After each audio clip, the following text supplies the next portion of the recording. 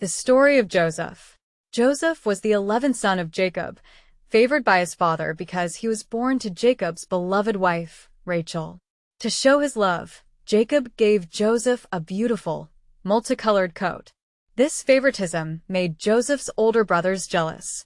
Their envy deepened when Joseph shared his dreams, which suggested that one day he would rule over them. One day, while tending their flocks far from home, the brothers saw Joseph approaching and plotted to kill him.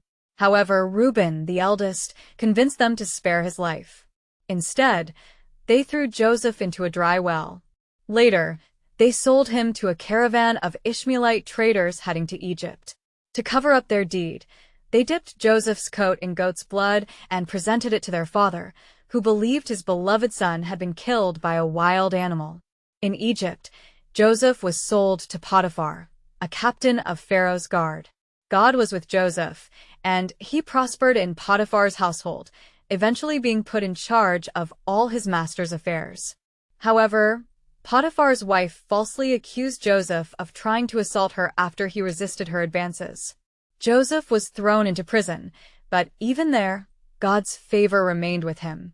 In prison, Joseph interpreted the dreams of two of Pharaoh's servants, predicting accurately that one would be restored to his position and the other executed. 2 years later, Pharaoh himself had troubling dreams that no one could interpret. The servant who had been restored to his position remembered Joseph and recommended him to Pharaoh.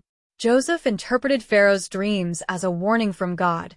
7 years of abundance would be followed by 7 years of famine. He advised Pharaoh to store surplus grain during the years of plenty.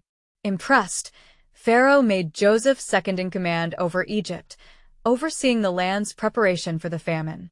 When the famine struck, it affected even Joseph's family in Canaan. Jacob sent his sons to Egypt to buy grain. They did not recognize Joseph, who now looked like an Egyptian official. Testing their character, Joseph accused them of being spies and demanded they bring their youngest brother, Benjamin, to prove their honesty. When Benjamin arrived, Joseph planted a silver cup in Benjamin's sack and accused him of theft. The brothers pleaded for Benjamin's release, with Judah offering to take his place, showing their transformation. Overcome with emotion, Joseph revealed his identity. Joseph forgave his brothers, saying, "You meant it for evil, but God meant it for good, to save many lives." He invited his entire family to live in Egypt, where they were provided for during the famine. Thus, Joseph's journey, from being betrayed and enslaved to rising as a savior of nations, demonstrated God's providence and the power of forgiveness.